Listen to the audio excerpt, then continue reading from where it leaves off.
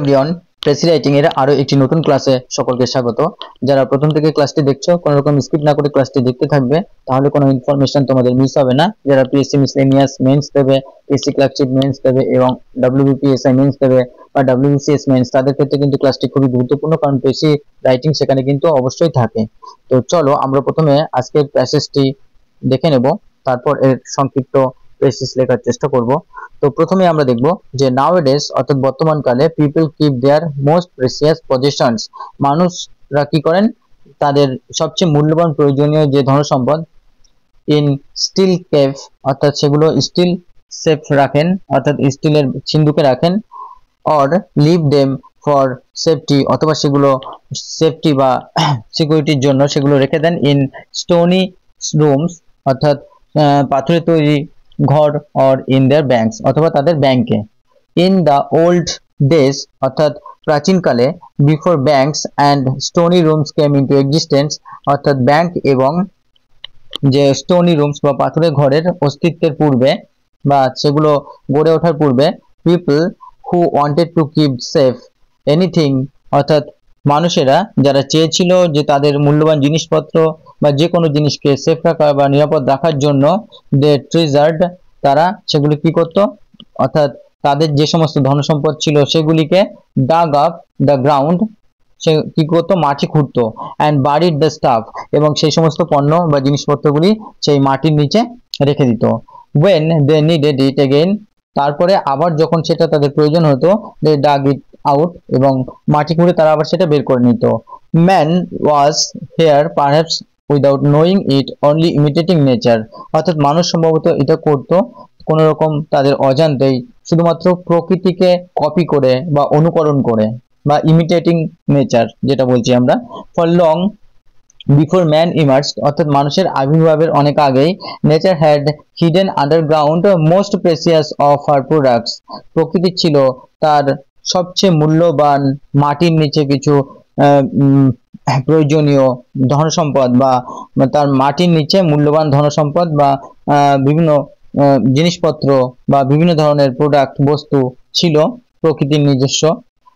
Thousands of years later, অর্থাৎ কয়েক হাজার বছর পরে, when man was groping in ignorance, মানুষ যখন অজান্তেই, যখন মানুষ এগুলিকে পাওয়ার চেষ্টা করে, for means, অর্থাৎ যার অর্থ হচ্ছে with which to raise himself from the, অর্থাৎ মানুষ নিজের অজান্তেই বা মানুষ অজ্ঞতার বশেই বেরিয়ে আসার চেষ্টা করেছিল, অর্থাৎ সেখান থেকে কি, for means, অর্থাৎ উপায় খোঁজার জন্য, with which to raise himself from the level of beast, অর্থাৎ একটা বন্য পশুর লেভেল বা স্তর থেকে নিজেকে সরিয়ে আনার, he stumbled, সে হোঁচট খেয়ে পড়তো, now here now there, এখানে ওখানে, upon these hidden treasures, এমনকি এই যে সমস্ত ধনসম্পদ লুকানো রয়েছে তার উপরেও, the things he discovered are called minerals, যে সমস্ত বস্তুগুলি সে আবিষ্কার করেছিল এগুলিকে বলা হয় খনিজ পদার্থ, বা জিনিসপত্র সে আবিষ্কার করেছিল এগুলিকে বলা হয় খনিজ পদার্থ।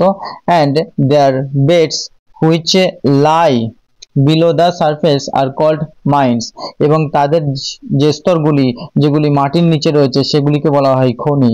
তো বন্ধুরা, এখানে আমরা প্রধানত দেখব যে আগেকার মানুষ তাদের মূল্যবান জিনিসপত্র যেগুলো মাটির নিচে লুকিয়ে রাখতো এবং প্রকৃতিকে কপি করে অজান্তেই সেগুলি পরবর্তীতে তারা তুলেছিল, এবং ধীরে ধীরে সেই প্রকৃতিকে অনুসরণ করার পরে বা অনুকরণ করে তারা এই কাজটা করেছিল কিন্তু, এবং পরবর্তীতে তাদের প্রয়োজনে সেটা তুলে এবং সেটাকে কাজে লাগিয়ে তারা সভ্যতার উন্নয়নে কিন্তু কাজে লাগায়।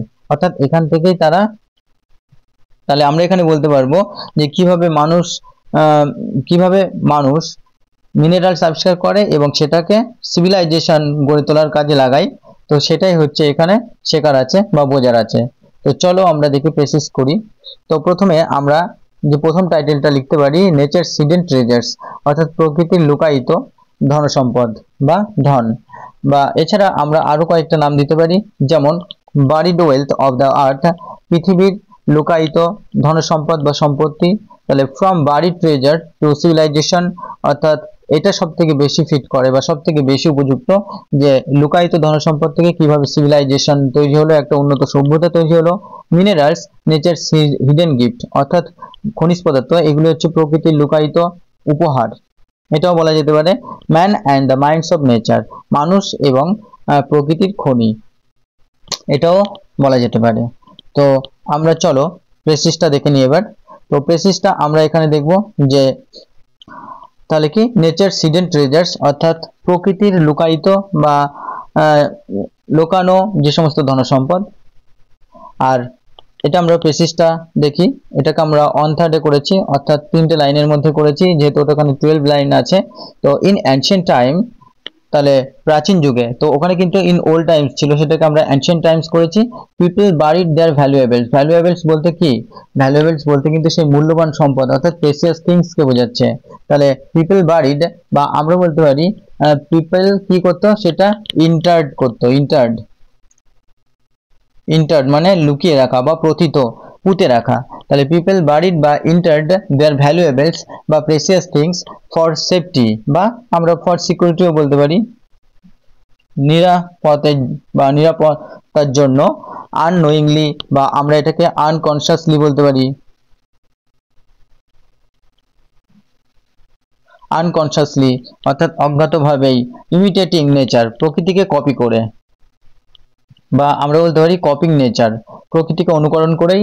হুইচ হ্যাড, যেটা ছিল লং হিডেন প্রেসিয়াস মিনারেলস, যেগুলি ছিল বহুদিনকার লুকায়িত মূল্যবান ধনসম্পদ বা খনিজ পদার্থ, আন্ডারগ্রাউন্ড মাটির নিচে। দিস বারিড রিসোর্সেস, অর্থাৎ এই লুকায়িত বা এই পুঁতে রাখা উৎসই লেটার ডিসকভার্ড বাই হিউম্যানস, মানুষের দ্বারা পরবর্তীতে আবিষ্কার হয়েছিল।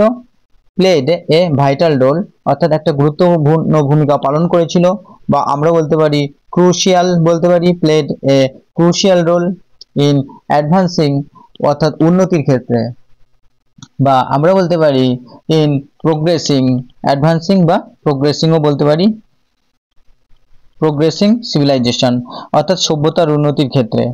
তো বন্ধুরা, এই ছিল আজকের একটি প্রেসি, এবং আশা করি ক্লাসটি তোমাদের ভালো লেগেছে। যারা প্রথম চ্যানেলে অবশ্যই সাবস্ক্রাইব করো, এবং যারা প্রতিনিয়ত ক্লাস দেখো অবশ্যই লাইক করে তোমরা হাইপ অপশনের উপর প্রেস করো।